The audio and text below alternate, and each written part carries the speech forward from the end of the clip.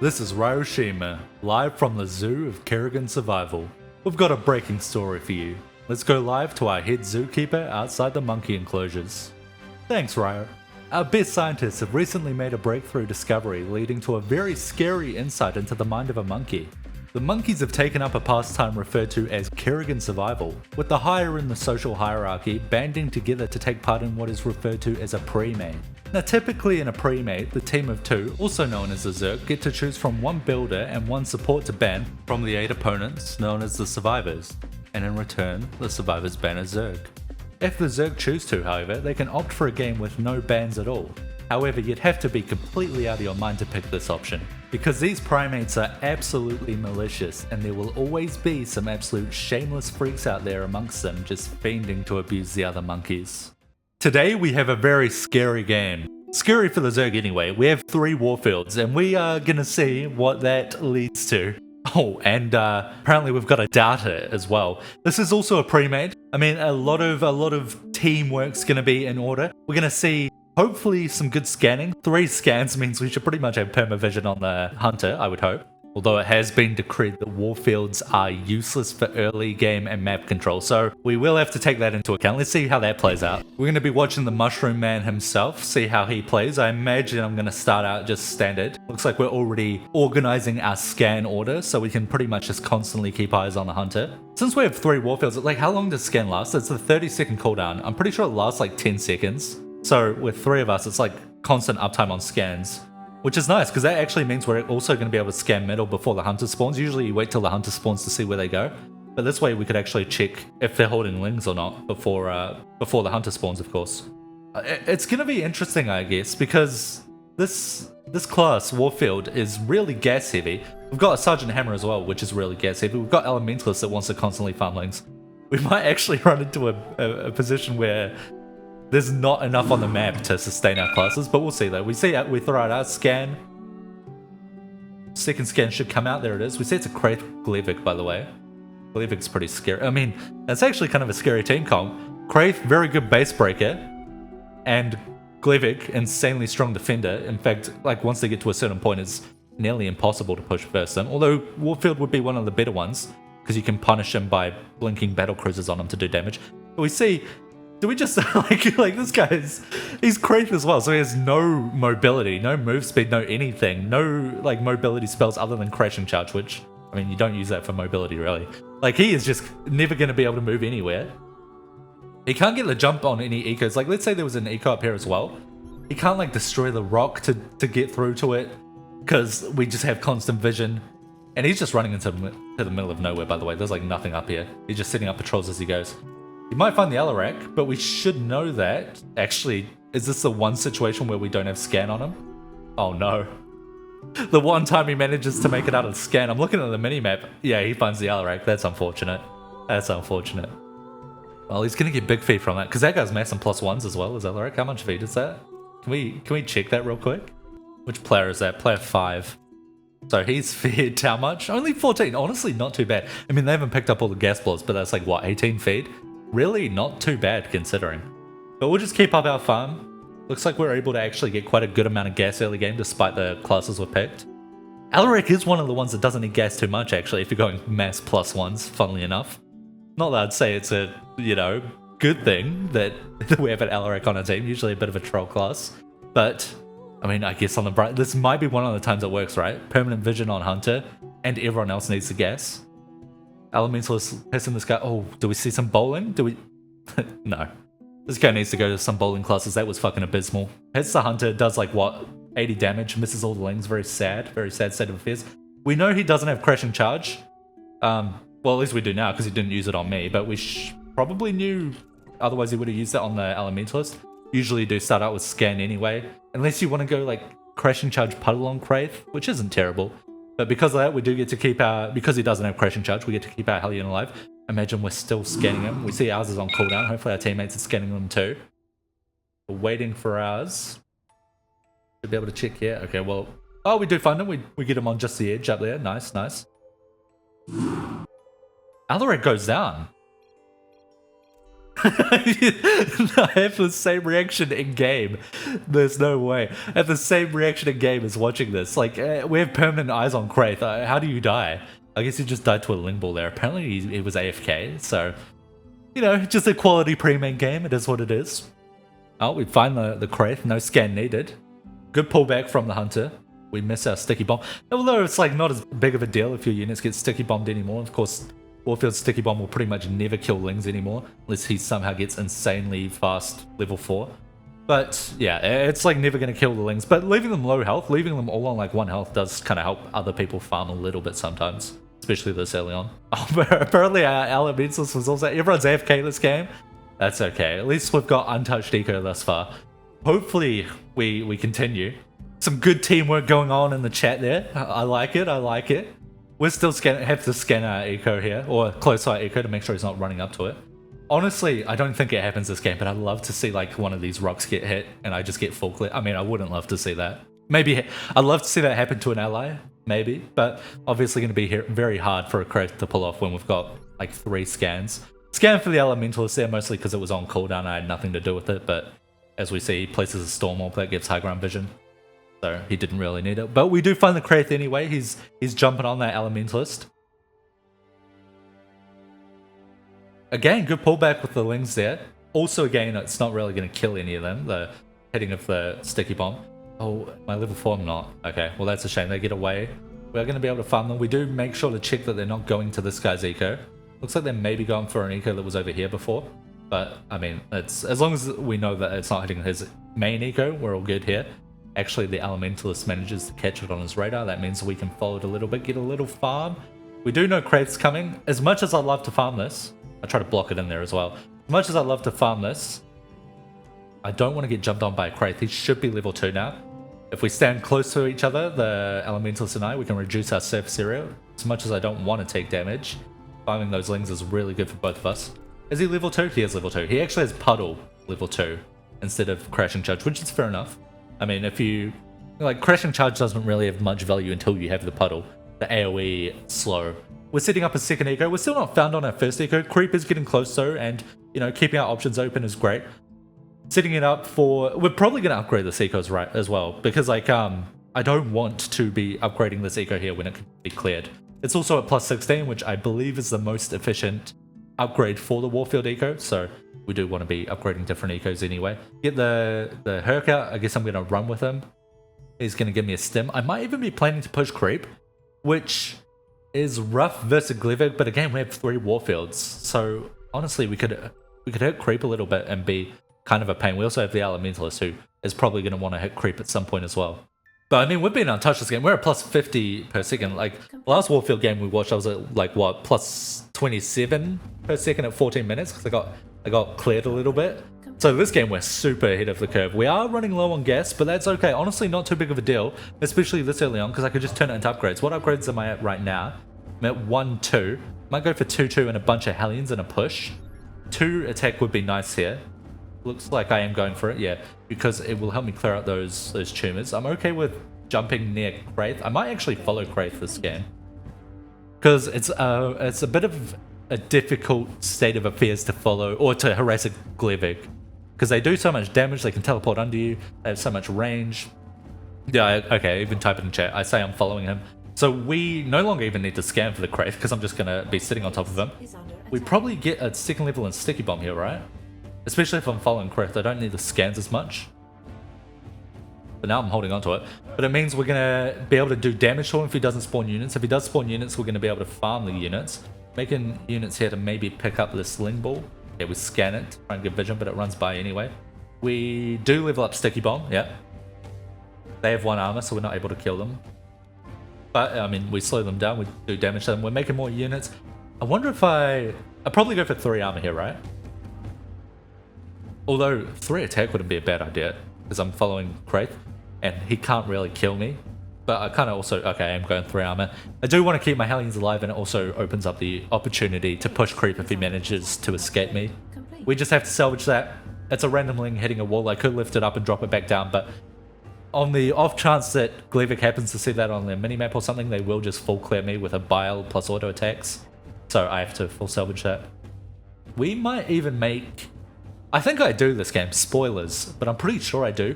Make some battle cruisers to try and follow Kraith. We see he's moved back upwards.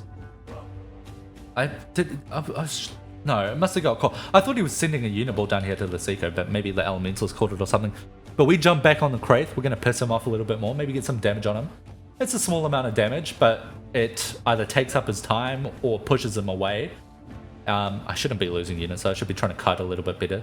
I mean, my lack of vision is kind of fucking me here, but yeah, we try and move back in.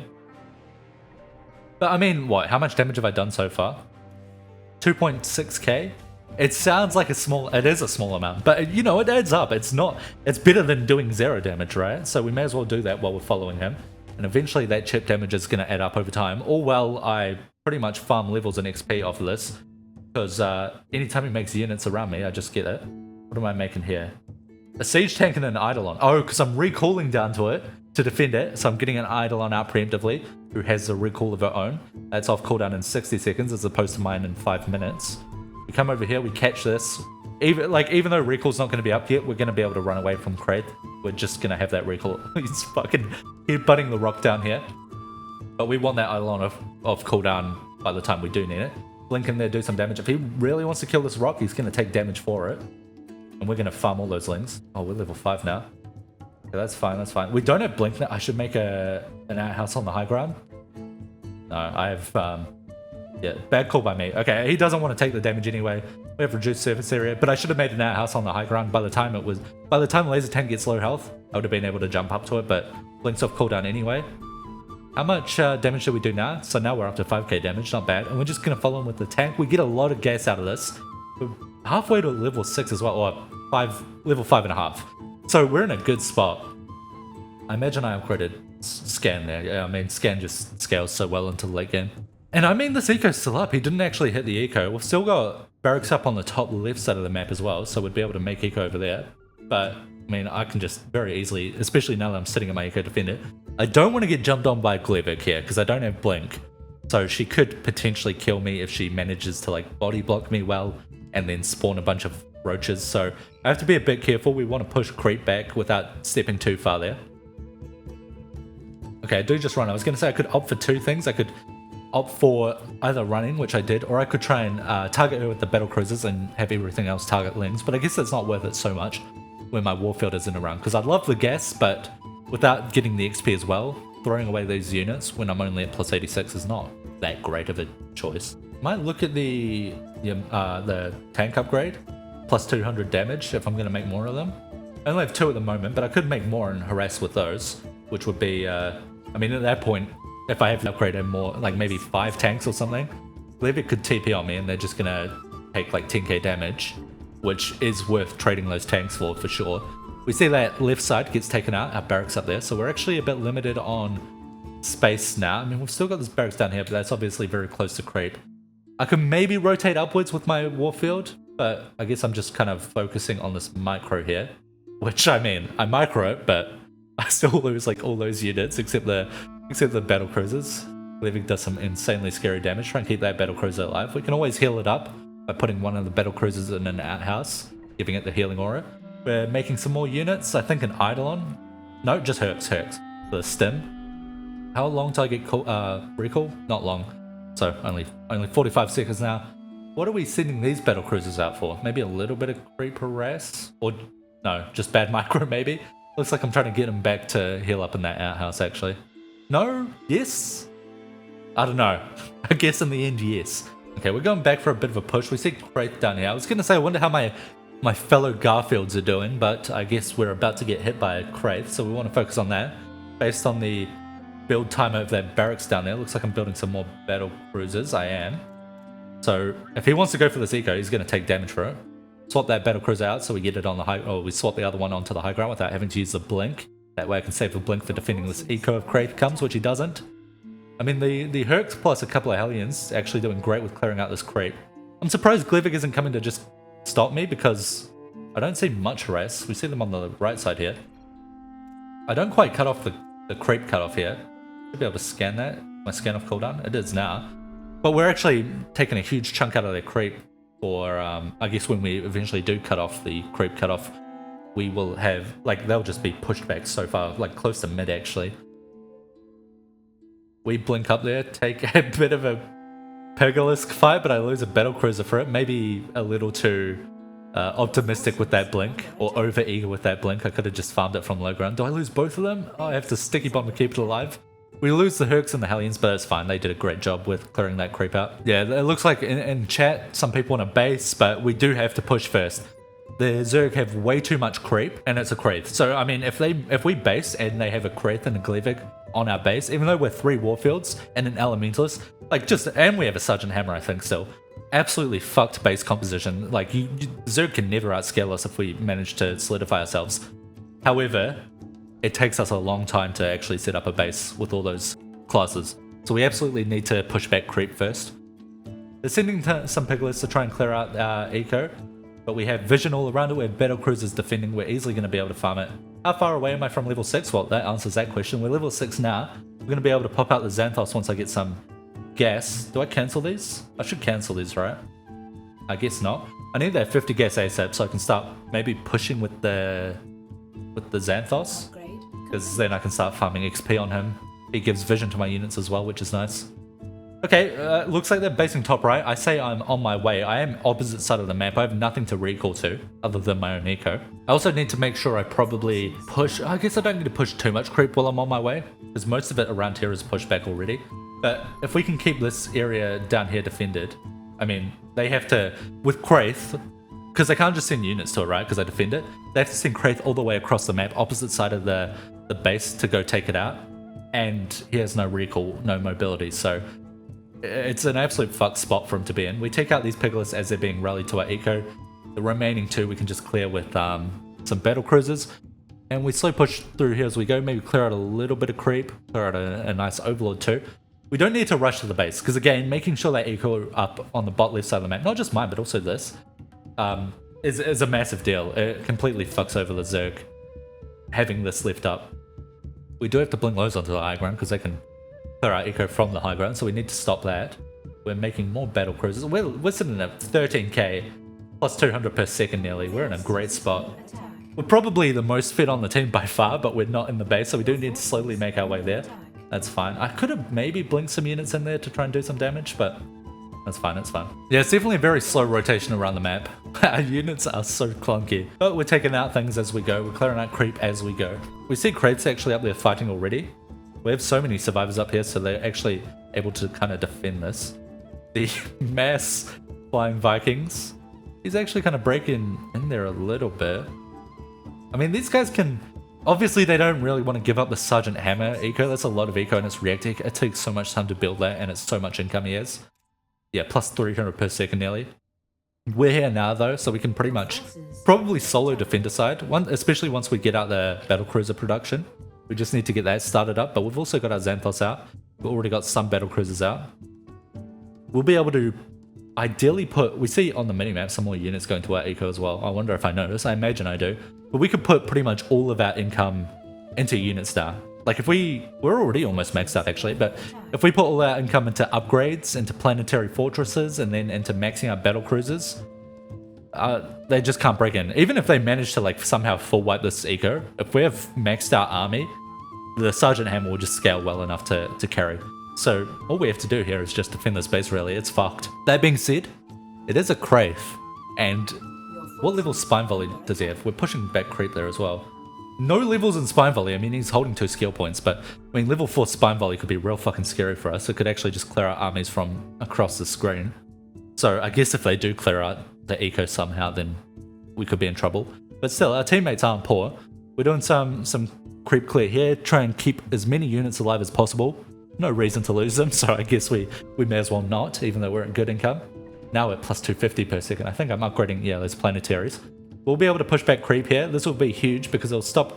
Well, okay. I was going to say it'll stop Gleevik from being able to push close to the base, but she wants to blink in. She's going to take some fucking damage for it, yeah. Instant blink out. She could have stayed there and blocked the Xanthos, and then I'd have to remake it, but she would have taken like 8k more damage for it. And it's like, is that really worth it when you're going to be below 20k health? Probably not. Yeah, we're still defending this eco. They're scanning it. They do realize that they have to clear that out. Meanwhile, they also have to try and push this base. And we're getting a lot of gas as well, actually, from all the units we're taking out. Yeah, Bit of a Xanthos push. What level is he now? Level 5, so he's actually going to be real hard to kill as well. Gamma Beam will get to a point where he just kills stuff. Nice little 2k hit. Little bop to the forehead. That's got to hurt for Kraith. What level is he now? He's level 9. Still holding 2 skill points. I mean, he has level 3 Puddle. He could go for 2 levels in Spy Volley. I mean, he could be scary if he gets some levels up, but we've already got Imperio out. At least 1 Imperio. He could go for a Fenrir this game. Does he have both tanks alive? He does, I think. Yeah, he does. He could go for a Fenrir this game. Although we've seen what he's done in the past. Nah, but I'm sure this time, I mean, like 3 Warfields, a Fenrir, and Elementalist would be crazy. If we get to that point. I mean, he's got crazy eco for it. Maybe get to that point. Oh, my eco's getting hit, actually. They managed to take out a good chunk there, but we already have 2 maxed out planetary fortresses. We just chrono them. So it's like, I mean, we go from plus 250 to plus 150. It's not a bad spot. Oh my god. Greg is going to take some fucking damage. Each volley does like 2k. I mean, they're just sitting there. Yeah, I think, yeah, they kind of gave up. I think they knew. I mean, that is I mean, the guy said that Warfield early on is not good. I feel like maybe it was a little bit good. I feel like the early game was maybe OP. I feel like the mid game was maybe OP, and then I feel like the late game was maybe OP. I feel like maybe Warfield is a little bit OP.